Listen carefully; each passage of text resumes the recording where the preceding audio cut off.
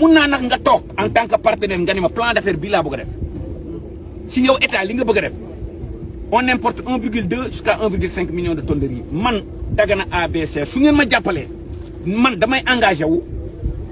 dans les 5 ans lii laay produire chaque année chaque 6 ans ñu toog est-ce que mas ngaa toog ak état ne la Dagana ABC produire leen ma lii chaque 6 mois ngeen toog saytu ko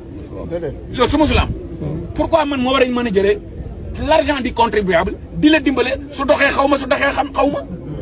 warte mën a ne donc man façon collaboration boobu laa bëgg a def ak yéen te engagement bi ma leen mën a jëlal doléance bu ngeen ma wax ci seen plan d'affaires boobu su ma ko réglé wul ci laay xëy di ci gont en tout cas d'abord maa ngi leen di féliciter bu baax te li ma leen di wax nii lu sincère la ci man